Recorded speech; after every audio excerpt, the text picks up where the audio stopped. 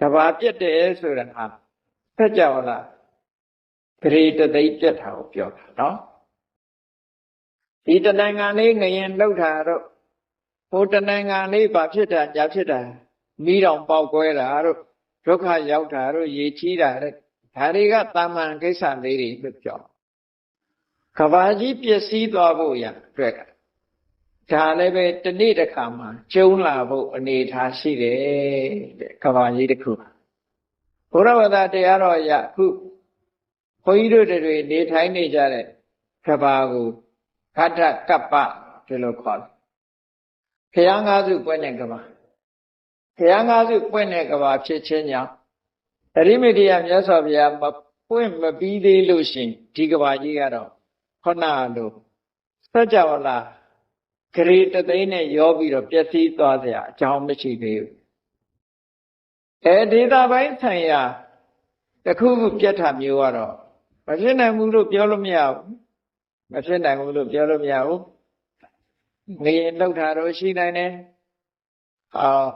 မီးလောင်တာတော့ရှိနိုင်တယ်ရေမျောတာတော့ရှိနိုင်တယ်ဒါကတော့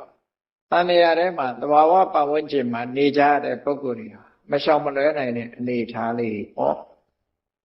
တန်မြာထဲမှာရှိနေလို့ရှိရင်တော့ဒီလိုအန္တရာယ်တွေကတော့ရှိတယ်အဲ့တော့အဲ့ဒီအန္တရာယ်တွေကလွတ်ဖို့ယာယီဖြည့်ရှင်းတာကတော့ဘာလို့ရမလဲကိုယ်သီလကိုအားကိုးဖို့သစ္စာတရားဆိုဖို့နော်ယရဏသုတ်တို့မေတ္တာသုတ်တို့ဆိုတာလေးပြုအဓိကတော့အန္တရာယ်ကင်းဖို့ကမေတ္တာကရုဏာမုဒိတာဥပိ္ပခာလို့ဆိုတဲ့ဗြဟ္မဝိဟာရတရားတွေပွားများအားထုတ်ကြဖို့ဆိုကဘာပြည့်ရင်တောင်မှပဲဒါပဲအားကိုးရဒါပဲအားကိုးရအဲ့တော့ကဘာကြီးဖြစ်စည်းပြီဆိုတဲ့အခါကဘာကိုဖြတ်တဲ့အင်အားစုတွေကအပြင်ကလာတာမဟုတ်ဘူးကဘာမှာပဲရှိတယ်ကဘာကြီးပြည့်အောင်လုပ်တဲ့အင်လူလောကကြီးပျက်စီးအောင်လုပ်တဲ့အင်အားစုတွေကလည်းအပြင်မှာမရှိဘူးလူတွေထဲမှာပဲရှိတယ်နော်လူတွေရဲ့ယင်နဲ့နှလုံးထဲမှာဖြစ်တဲ့တရားတွေကကဘာကြီးကိုပြောင်းလဲပျက်စီးသွားစေနိုင်တယ်ဒါကြောင့်မို့လို့လူသားတွေကသိလောဘကြီးတဲ့အခါမှာကဘာကြီးမီးတောင်ပြီးတော့ပျက်စီးတယ်တဲ့တချို့ကတော့မီးနဲ့ဒေါသနဲ့ရှင်ပြီးတော့ဒေါသတွေသိကြီးလို့ရှိရင်မီးလောင်ပျက်စီးတယ်လို့ဒီလိုအဆိုလိုက်တစ်မျိုးရှိတယ်ဒါဝိသုဒ္ဓိမဲ့ကျမ်းမှာဆိုထားတဲ့အဲ့တော့လောကလူတွေဟာသိလောဘတွေကြီးလာလို့ရှိရင်ကဘာကြီးကမီးလောင်ပျက်စီးနိုင်ဘာလို့ဆိုတော့လောဘဆိုတာလည်းပဲပြောတာလောဘကလည်းရင်ထဲမှာပူတဲ့အရာတစ်ခုဒါမှမဟုတ်မြတ်စွာဘုရားကလောဘကိုလည်းမီးလို့ခေါ်ရာဂမီးဆိုတာအဲ့ဒါရာဂမီးကလည်းလောင်တာပဲလေဒေါသဆိုတာလည်းမီးပဲဒါဖြင့်ဒီမီးနဲ့မီးကဘလို့ထူးခြားတော့လို့ကိုယ့်ဘာကိုစဉ်းစားကြည့်လိုက်ဒေါသမီးကကောက်ရိုးမီးလိုပဲဝုန်းတိုင်းဆိုပြီးသွားတာနော်လောဘမီးကပြီးတယ်လို့မရှိဘူးလောင်နေတာအမြဲလောင်လိုချင်မှုဆိုတာယတ္ထမှာရှိပါမရှိဒေါသဆိုတာပြေသွားတာရှိတယ်လေဒေါသဆိုတာဖြစ်ပြီးရင်တော့စိတ်ကကြည်သွားပြန်အေးသွားရာဂဆိုတာကျတော့အဲ့လိုစိတ်ကြည်အေးသွားတာရှိမှမရှိပဲလိုချင်မှုကအမြဲတမ်းရှိအဲ့တော့ရာဂမီးကတမြင်းမြင်းလောင်နေတဲ့မီးသူလည်းမီးပဲဒေါသမီးဆိုတာဝုန်းတိုင်းလောင်ပြီးတော့ပြတ်သွားတာသူကမောဟမီးဆိုတာလည်းပဲတမြင်းမြင်းလောင်ပြီးတော့ဒီငြိမ့်လို့မရနိုင်တော့တဲ့ခက်ခဲတဲ့မီးတမီးတို့အဲ့တော့သာဝေကျမ်းကနေမှာလူတွေရဲ့တဏ္ဍာမှာယင်နွဲမှာဖြစ်တဲ့တရားတွေကိုဆွဲပြုတ်ပြီးတော့လူသားတွေလောဘကြီးပြီဆိုလို့ရှိရင်ကဘာကြီးကိုမီးလောင်ပြီးတော့ပျက်စီးစေတယ်တဲ့လူသားတွေဒေါသကြီးပြီဆိုလို့ရှိရင်ကဘာကြီးကိုရေလွှမ်းပြီးတော့ဖျက်ဆီးနိုင်တယ်တဲ့လူသားတွေမောဟကြီးပြီးတော့ဘာမှလူတွေဟာလှုပ်တဲ့နာနဲ့မလှုပ်တဲ့နာခွဲခြားမသိရဲနဲ့မလှုပ်တဲ့နာတွေလှုပ်တယ်မှားမှားယွင်းယွင်းနေမောဟတွေးဝေးတာကိုယ်ကားတွေဖြစ်လာတယ်ဆိုလို့ရှိရင်တော့လေဖြတ်တဲ့ကဘာကြီးတစ်ခုလုံးကိုလေကအဖြက်လေကြီးကဖြက်စီးသွားနိုင်တယ် ဆိုတော့ကဘာဖြစ်တဲ့အင်အားစုတွေကဘာတွေတော့ဆိုမီးတဲ့ရေတဲ့လေတဲ့ကဘာဖြစ်တဲ့အင်အားစုကကဘာဖြစ်တဲ့အင်အားစုကဘယ်မှာရှိတယ်ဆိုကဘာမှာပဲရှိတာပဲလေကဘာမှာပဲရှိအဲ့ဒီကဘာဖြစ်တဲ့မီးဟာဘယ်သူကအခြေပြုတာတော့ဆိုလူတွေရဲ့ရင်ထဲမှာဖြစ်ပေါ်နေတဲ့ရာဂမီးကြောင့်မို့လို့ပို့ပြီးတော့အင်အားတွေဖြစ်ကဘာဖြစ်တဲ့ရေတွေဟာဘာကြောင့်ကဘာပေါ်မှာလွှမ်းလူတွေရဲ့ရင်ထဲမှာဖြစ်ပေါ်ပြီးတော့လာတဲ့ဒေါသတွေကြောင့်ကဘာဖြစ်တဲ့လေကြီးတွေဟာဘာကြောင့်အင်အားစုမိလာလဲဆိုရင်လူတွေရဲ့တဏ္ဍာမှာဖြစ်တဲ့မောဟကြောင့်ဒါကဝိသုဒ္ဓိမဲ့ကျမ်းမှာဒီလိုဆိုထားတဲ့စကားတစ်ခုနော်ကဘာဖြစ်ပြီးဖြစ်တော့မယ်ပြတ်တော့မယ်ဆိုလို့ရှိရင်ကဘာဖြစ်တဲ့ဟာရေရလေရမီးရပဲအကျဉ်းများစွာဖြစ်တာမီးကဘာဖြစ်လို့လဲဆိုတော့လူတွေမှာလောဘကတောင်းကျမ်းနဲ့များတာခုနမြတ်စွာဘုရားဟောတဲ့အထဲမှာမိစ္ဆာဓမ္မတို့အတ္တမရာဂတို့ဝိသမလောဘတို့မိစ္ဆာဓမ္မတို့ဆိုတာရာဂတွေကြီးပဲလေလောဘတွေကြီးပဲဒါကြောင့်မို့လို့အမြဲတမ်းလူတွေကိုလွှမ်းမိုးနေတာကရာဂပဲဖြစ်တယ်ဒါကြောင့်မို့လို့မီးဖြစ်တဲ့ကဘာကအချိန်ပိုများတယ်ဟဲ့တဲ့မီးဖြစ်တဲ့ကဘာကပိုပြီးတော့အချိန်များတယ်ပြီးတော့မှရေဖြစ်တဲ့ကဘာပြီးတော့လေဖြစ်တဲ့ကဘာကတစ်ခါလာ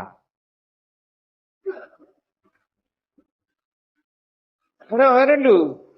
ဖြစ်တဲ့အခါအခုဗဒ္ဒကဘာမှာအရိပတိယမြတ်စွာဘုရားပွင့်အောင်မှဖြစ်သည့်အတွက်ကြောင့်ဒီကနေ့ခေတ်လူသားတွေအခုကြည့်ပေါ့တပြေးပြေးတက်တန်းနေတိုးလာတယ်ဆိုတာအမှန်တမ်းထင်ရှားတက်တန်းနေတိုးလာတယ်အမှန်တမ်းထင်ရှားတယ်လူတွေရဲ့အသက်တွေမှာတပြေးပြေးဆိုးလာတဲ့အခါမှာနောက်ပိုင်းမှာဒီသိပြီးတက်တန်းတိုးလာတဲ့အခါလူတွေမှာဘာဖြစ်လာတော့အမှန်တမ်းပြင်းထန်တဲ့အမုန်းစိတ်ဓာတ်တွေဖြစ်ပေါ်အဲ့ဒီအမုန်းစိတ်ဓာတ်တွေဖြစ်ပေါ်လာတာကိုအကြောင်းပြုပြီးတော့လက်နက်တွေမျိုးစုံတီထွင်လာကြ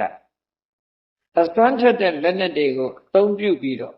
လူသားတွေဟာကိုယ်နေထိုင်တဲ့ကမ္ဘာကြီးကိုဖျက်ဆီးကြဒီတိုင်းပဲလားဖျက်ဆီးပြကြနောက်ဆုံးမှာတန်ဝေကတွေရပြီးတော့ကိုယ်စိတ်ကိုချိုးနှိမ်ပြီးတော့လောဘတွေကိုနှိမ်ကွက်ပြီးတယ်ဒေါသတွေကိုနှိမ်လာတယ်မောဟတွေကိုနှိမ်လာပြီးတော့ကိုယ်ချင်းတရားကိုပြန်ပြီးတော့တတိယလာတဲ့အခါမှာလူသားတွေရဲ့တဏ္ဍဟာလည်းတဖြည်းဖြည်းပြန်ပြီးတော့တက်လာတယ်အဲ့ဒါလို့တက်လိုက်တာလူသားတွေကောင်းရင်ကောင်းသလောက်ဆိုပြီးတော့တက်တန်းကြီးကရှည်လိုက်တာအသင်ခြေထိအောင်ရှင်လူဘဝမှာပြင်းနေအောင်နေရတဲ့အနေအထားမျိုးထိရောက်သွားအောင်မယ်အဲ့ဒီကနေတခါပြန်ပြီးတော့လူတွေအကျင့်စာရိတ္တပြတ်မှုကိုအကြောင်းပြုပြီးတက်တန်းနေပြန်ဆုပ်လာတဲ့အခါတသိန်းတန်းအောက်ရောက်လို့အသက်ဟာ8000တန်းဆိုတဲ့အခါမှာအရိပတိယမြတ်စွာဘုရားပွင့်မယ်တဲ့အဲ့ဒီအတွင်းထိအောင်တော့ဒီကဘာကြီးခုနလို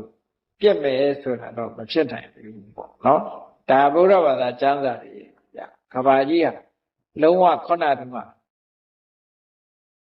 မီးတို့ရေတို့လေတို့ကြောင့်ဖြစ်တာမျိုးမပြတ်ဘူးပေါ့ဒေသအလိုက်ငရင်လှုပ်လို့ပါရေလွှမ်းလို့ဒီလိုဟာမျိုးတော့ရှိမှာရှင်းအစီပဲမနေနိုင်ဘူးဒါတော့ရှင်းတယ်အဲ့ဒါလို့အနည်း1000တန်းကြတော့အရိပတိယမြတ်စွာဘုရားပွင့်တဲ့လူတွေဟာရွှေခေတ်ကိုပြန်ရောက်ပြီးတော့တရားဓမ္မတွေနဲ့အမတန်မှငြိမ်းချမ်းပြီးတော့နေနောက်ပိုင်းမှာဒီလိုပဲပြန်ဆုတ်လာအောင်မှဆုတ်လာပြီးတော့လူတွေတက်တန်းတိုးလာတော့နောက်ဆုံးကြတော့ဒီဗဒ္ဒကဘာကြီးကလည်းပျက်စီးဘာလို့လဲဆိုမြတ်စွာဘုရားဟောထားတာလေသဗ္ဗေသင်္ခါရအနိစ္စဘေယာမထာဝရတည်ရှိတာရှိပါမရှိဘူးတနေ့တစ်ချိန်ကပျက်စီးရတေးချတယ်မြေကြီးလက်ခတ်မလွယ်ပျက်စီးမှာပဲအဲ့ဒီတော့ အခုလို့ညီတို့ရေတို့လေတို့ကနေပြီးတော့ကဘာကြီးကိုဖြတ်စည်းလို့ကဘာကြီးပြတ်တယ်ဆိုတာဘယ်တိုင်းတာအထိပြတ်သွားတော့ဆိုမြတ်စွာဘုရားသခင်ကိုရောမြတ်ရဲ့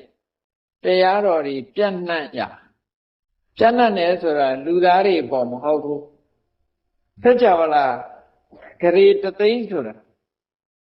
အများအားဖြင့်တော့နတ်တွေပြမာတွေပေါ့မြတ်စွာဘုရားတရားတော်ကိုလွယ်လွယ်ကူနဲ့လာရောက်နားနိုင်တာနတ်တွေပြမာတွေပဲဆက်ကြပါလားဂရေတသိန်းမှာရှိတဲ့နတ်တွေပြမာတွေဟာမြတ်စွာဘုရားရဲ့တရားတော်တွေကိုနာယူမှတ်သားပြီးတော့လက်ခံထားကြအဲ့တော့ကဘာပြက်ပြီဆိုရင်တစ်ခါပြက်ရင်ဆက်ကြပါလားဂရေတသိန်းထီအောင်ပြက်တယ်တဲ့နော်ဆက်ကြပါလားဂရေတသိန်းပြက်တယ်အဲ့လိုဂရေတသိန်းထီအောင်ပြက်တဲ့အခါမှာမပြက်ခင်ဘလောက်ကကြိုတင်ပြီးတော့သိရအနှစ်တသိန်းကနေကြိုတင်ပြီးတော့သိတယ်ကဘာပြတ်တော့မယ်ဆိုတာဘယ်သူတွေကသတင်းပေးတယ်လဲလို့ဆိုရင်စာထဲမှာပါတာကိုပြောနော်ဒီအကြောင်းအရာတွေကိုယုံကြည်နိုင်ပွဲရာမရှိဘူးလို့ပြောကောင်းပြောလို့ရတယ်မြတ်စွာဘုရားကိုယ်တိုင်ကလည်းဟောထားတာရှိတယ်ကောတတ္ထာတာဘယ်သူယုံမလဲတဲ့ကဘာကြီးတနေ့ကျလူပျက်စီးသွားမယ်ဆိုတာမန်ပုဂ္ဂိုလ်တွေမယုံနိုင်ဘူးတဲ့အညတရဒိဋ္ဌပတိဟိတရားဓမ္မကိုကောင်းကောင်းမြင်သွားတဲ့သောတပန်ပုဂ္ဂိုလ်ဟာလွဲရင်ဉာဏ်တဲ့ပုဂ္ဂိုလ်တွေကယုံနိုင်ပွဲအောင်ရှိဘူးယုံရမှာမဟုတ်သောတပန်ဖြစ်ရင်တော့ယုံပြီပေါ့ဟောသက်ဗျာဒီလိုဟောတာရှိတယ်အညတရဒိဋ္ဌပတိဟိသစ္စာလေးပါးအမှန်တရားကိုသိထားတဲ့ပုဂ္ဂိုလ်ဟာအေးဒီနေ့ပြည့်မယ်ဆိုတာသူကလက်ခံပြီးသားအနိစ္စသဘောတရားကိုကောင်းကောင်းသိထားတဲ့ပုဂ္ဂိုလ်ကဒီနေ့ပြည့်တယ်ဆိုတာဟုတ်တယ်ပြည့်ကိုပြည့်လုံးဝလက်ခံတယ်လုံးဝယုံတယ်ကျန်တဲ့ပုဂ္ဂိုလ်တွေကတန်တရားရှိကောင်းရှိလိမ့်ဒီလိုဆိုလို့တာနော်ကောမန္တာကောတတ္ထာတာကဘာကြီးဒီနေ့ကျပြည့်မယ်ဆိုရင်ဘသူသိပြီဘသူကယုံကြည်မလဲဘယ်သူမှယုံမှာမဟုတ်ဘူးတဲ့သို့တော့သောတပန်ပုဂ္ဂိုလ်တွေကလွဲတဲ့တမန်ပုဂ္ဂိုလ်တွေဘယ်သူမှယုံမှာမဟုတ်ဘူးသောတပန်ပုဂ္ဂိုလ်ကတော့ယုံနေတယ်လို့ဒါလို့ဆိုတဲ့ရသအဲ့ဒီမှာကဘာပြတ်တော့မယ်ဆိုရင်ရုပ်ချင်းကောက်ပြီးတော့ပြတ်တာမဟုတ်ဘူးလောကဗျူဟာလို့ဆိုတဲ့ကာမဘုံကနတ်တွေသတင်းပေးတဲ့နတ်တွေရှိတယ်လောကဗျူဟာဆိုတဲ့သတင်းပေးတဲ့နတ်တွေအိုးသဘင်ကြီးကိုဖားရဖြေချပြီးတော့တကယ်ကိုညီညာနဲ့အဝတ်ကြီးကိုဝတ်လို့အသွင်ပြင်စိတ်ဆင်းရဲနေတဲ့အမူအရာနော်အဲ့ဒီအမူအရာနဲ့သူတို့ကလူပြေကိုလာပြီးတော့ပြောကြတယ်တဲ့သူတို့ပြောတဲ့စကားကလည်းအမှန်တမ်းကောင်းတယ်အနှစ်တသိန်းကြာပြီးတဲ့နောက်မှာကဘာကြီးပြက်လိမ့်မယ်တဲ့ဟောသတင်းပေးတယ်အဲ့တော့ကဘာကြီးပြက်လိမ့်မယ်ဒီကကြီးကလွတ်အောင်မလုပ်ကြရမလဲဆိုရင်မေတ္တံဘာဝေထမေတ္တာမာရိတံဘာဝေထဟောမိတ်ဆွေတို့တငယ်ချင်းတို့မေတ္တာကိုပွားကြပါအချင်းချင်းဇာမဖြစ်ကြပါနဲ့ကရုဏာဘာဝေတ္တပါကရုဏာထားကြပါမုရိတဘာဝေတ္တပါတူကြီးပွားတာတူမနာလိုမဖြစ်ကြပါနဲ့ဥပိ္ပခာဘာဝေတ္တပါတတ္တဝါဆိုတာကံတိုင်းပဲဖြစ်တာမို့ရံမလုံးကြပါနဲ့မတွေ့တာကြပါနဲ့သူကံနဲ့သူသွားကြပါပါမေတ္တာကရုဏာမုရိတဥပိ္ပခာဆိုတဲ့တရားတွေပွားများအထုတ်ဖို့ဆိုပြီးတော့လှည့်ပြီးတော့သူတို့ပြောတာတိုက်တွန်းတာအဲ့ဒါမှစိတ်ဆင်းရဲပြီးတော့သူတို့လည်းငိုကြွေးပြီးတော့ဒါအနှစ်တသိန်းပြောပြီးတော့ပြောတာချိန်ညာချက်ထုတ်တာနော်လူပြည်လူလောကကိုလိုက်ပြီးတော့သူပြောတာအဲ့တော့ဒီကဆိုးကြီးကလွတ်ချင်လို့ရှိရင်တော့ မေတ္တာကရုဏာမုဒိတာဥပေက္ခဆိုတဲ့ဒီတရားဒါလွဲလို့ဘာမှလုပ်เสียမှာမရှိဘူးအန္တရာယ်တွေကကင်းကျင်တယ်ဆိုလို့ရှိရင်ဘုန်းကြီးတို့တွေမှာအခုချိန်မှာကဘာမှာမေတ္တာကနည်းလာတာဟုတ်မေတ္တာတွေနည်းလာတယ်မေတ္တာတွေနည်းတဲ့ကြောင့်မို့လို့ကိုယ်အကျိုးစီးပွားကိုကြည့်လာတယ်သူများရဲ့အကျိုးစီးပွားကိုသိမကြည့်ဘူးနိုင်ငံနဲ့ကြည့်လေနိုင်ငံတွေဟာကိုယ်အကျိုးစီးပွားကိုကာကွယ်ရေးဆိုတာလုပ်လာကြသူများအကျိုးစီးပွားမဟုတ်ဘူးကိုယ်အကျိုးစီးပွားကိုကာကွယ်ရေးဆိုတာဒါမေတ္တာမဲ့လာတဲ့အဓိပ္ပာယ်ကရုဏာတွေကင်းမဲ့လာတယ်မုဒိတာတွေကင်းမဲ့လာတယ်တူကြီးပွားရင်တူကမနာလို့မရှုစိတ်တွေဖြစ်လာတယ်နောက်တစ်ခါအထင်းတစ်ခုပေါ်မှာဥပေက္ခမထားနိုင်ကြဘူးရံလိုကြတယ်ပုံတီးကြတယ်တွေ့တာကြတယ်ဆိုတဲ့အနေထားတွေဖြစ်လာအဲ့ဒါတွေကကဘာပြက်ဖို့ရာအတွက်တကယ်ကိုအဓိကကြတဲ့အကြောင်းရင်းတွေဖြစ်လာအဲ့ဒါကြောင့်မို့လို့လောကဗျူဟာနတ်တွေကလူတွေကိုလိုက်ပြီးတော့တတိပေးတာမေတ္တာပွားကြပါကရုဏာထားကြပါဥပေက္ခမုဒိတာပွားကြပါဥပေက္ခထားကြပါမိဘနှစ်ပါးသေးစားကြပါလူကြီးသူမတွေကိုယူသေးကြပါနဲ့ဆိုတဲ့ဒီစကားတွေနဲ့လိုက်ပြီးတော့တတိပေးတဲ့အခါအဲ့ဒီခေတ်ကဘာမပြည့်ခင်အနှစ်တသိန်းလူတွေဟာဘလောက်ကောင်းသွားကြသလဲလို့ဆိုရင်လူဆိုတာကြောက်ပြီးဆိုရင်ပိုလို့နော်ကြောက်เสียရှိရင်ပိုကြောက်တတ်တယ်သူကဒါကြောင့်မို့လို့အဲ့ဒီအချိန်မှာလူတွေကစိတ်ကောင်းနှလုံးကောင်းထားမေတ္တာဘာညာပွားများအထောက်ကြတဲ့အခါမှာလူတွေကမြမပြေရောက်ပုံနဲ့လို့ပြောမေတ္တာဆံပွားပြီဒါဖြင့်တိရစ္ဆာန်တွေရောတိရစ္ဆာန်တွေကလည်းအဲ့ဒီအချိန်မှာတကောင်းသိမညှင်းဆဲတော့ဘူးလေမညှင်းဆဲဘူးကျင်နာမှုလေးတွေတကောင်းအကျင်နာလေးတွေရှိကြီးတွေခွေးတွေတောင်မှတစ်ခါကျတော့တကောင်းကျင်နာမှုလေးတွေရှိတယ်လေသူတို့မှာအဲ့ဒါလို့ကျင်နာတရားလေးတွေထားတတ်လာတဲ့အခါမှာဒီတိရစ္ဆာန်လေးတွေဟာတည်တဲ့အခါကျတော့နတ်ပြည်ရောက်ကြတယ်နတ်ပြည်ရောက်တဲ့အခါကျတော့သံတရားဆက်ပွားများတဲ့အခါပြမပြည်ရောက်ကုန်ရတယ်ကဘာကြီးပြတ်တော့မယ်ဆိုလို့ရှိရင်သက်ရှိတတ္တဝါတွေအားလုံးဟာနောက်ဆုံးမှာကဘာပြတ်ဖို့ကဘာပြတ်မဲ့နေပဲလွတ်တည်ထီအောင်ကဘာမီးလောင်တဲ့ထဲမပါရအောင်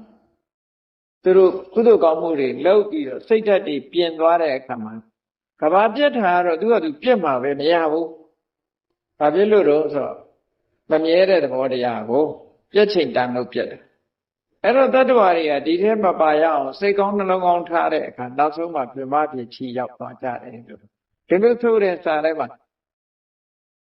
အဲ့ဒီမှာမီးဖြတ်တဲ့ကဘာဆိုလို့ရှိရင်ဘယ်ထိအောင်ဖြတ်တုံးဆိုရင်အာဘဒရဗြဟ္မဘုံရဲ့အောက်ထိကုန်ဖြတ်တယ်အာဘဒရဗြဟ္မဘုံရဲ့အောက်ပြောင်းကုန်အဲ့တော့ဗြဟ္မပါရိသေသာဗြဟ္မပရောဟိတာမဟာဗြဟ္မာလို့ဆိုတဲ့ပထမဇန်ဗြဟ္မဘုံပါသွားတယ်အဲ့ဒီဘုံပြတ်တော့အကုန်လုံးမီးလောင်တဲ့ထဲပါသွားရေဖြတ်တဲ့ကဘာရောက်တဲ့အခါကျတော့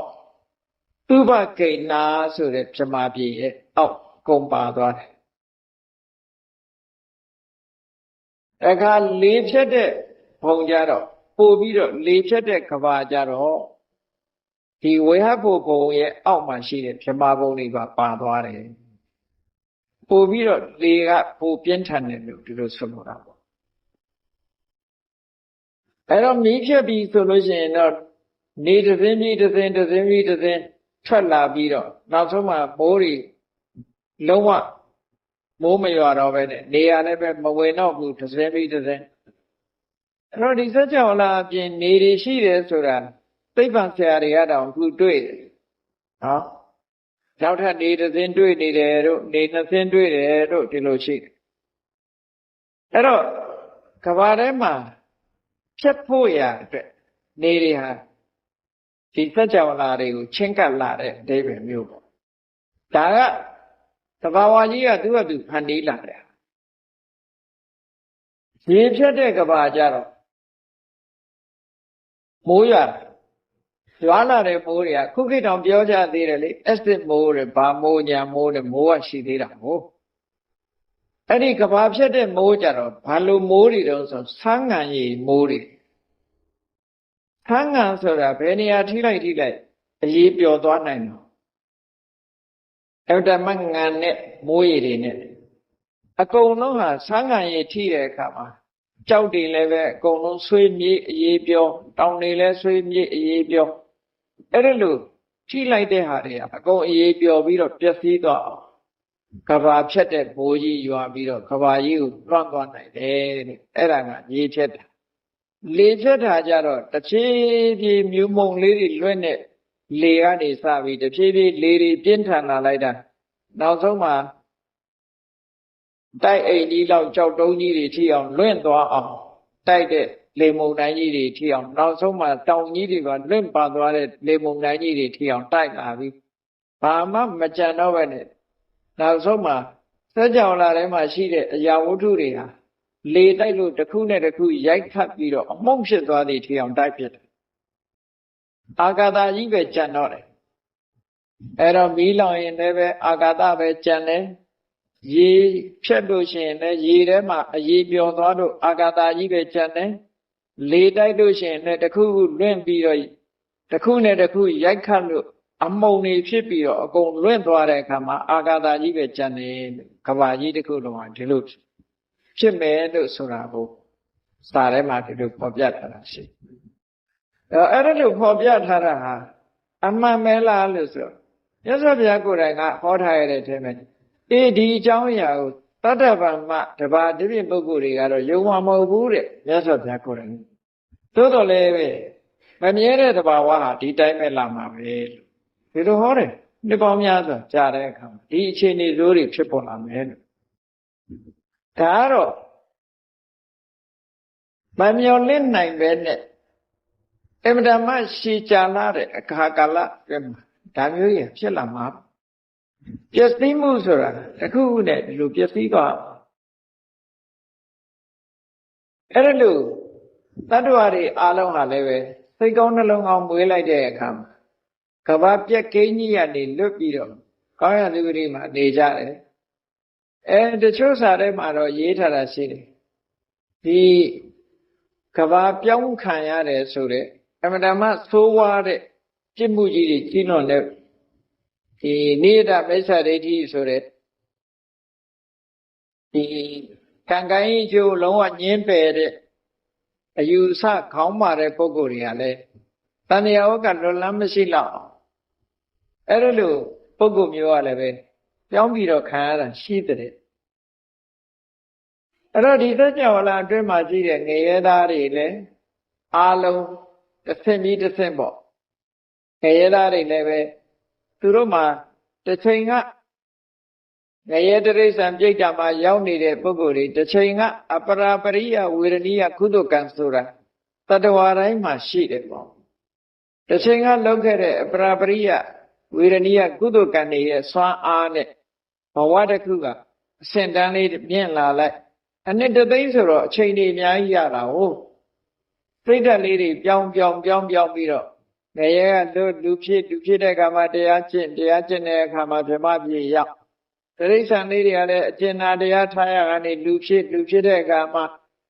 တရားကျင့်လူဘဝမှာတရားကျင့်လို့မမီတဲ့ပုဂ္ဂိုလ်ကနတ်ပြည်ရောက်နတ်ပြည်ကြတော့နတ်တွေကအသိဉာဏ်ပိုထက်တယ်ပိုထက်တော့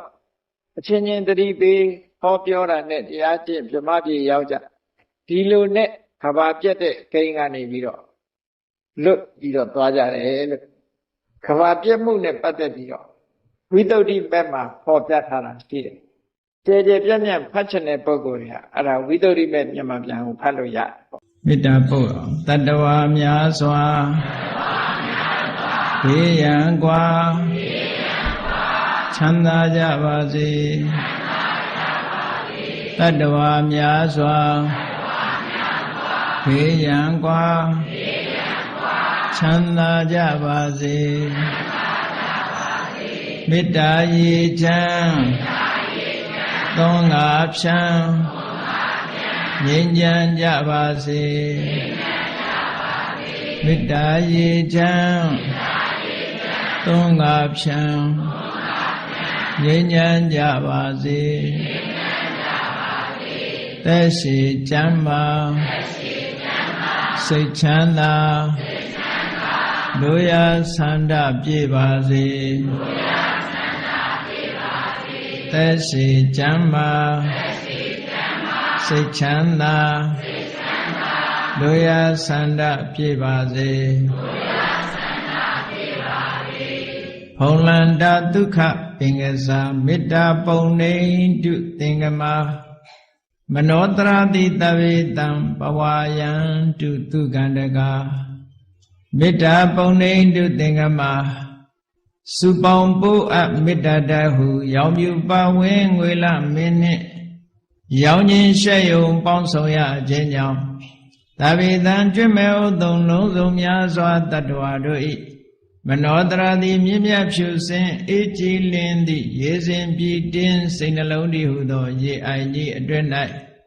ဒုက္ခပင်ကသာစင်ထာဝရအေးမြတ်ကြည်သာတာယာပွင့်လန်းချမ်းသာဒုက္ခဒီဟုသောကုမုဒ္ဒရာဇာပန်တို့သည်ဖုံလန္တဝန္တာရှင်မြူဝတ်မုံလူလျက်ကြည်နူးဝဲကြုံဖူးပွင့်ကြကုန်သည်ဖြစ်၍သူကန္တကလေအောင်လေတဲ့ရောရှက်သင်ပြန်ပီတိတိဟုသောယနံတို့သည်ဘဝယံတုကောင်းစွာမဲ့သွေကြိုင်လိုင်း၍နေကြပါစေကုန်သတည်း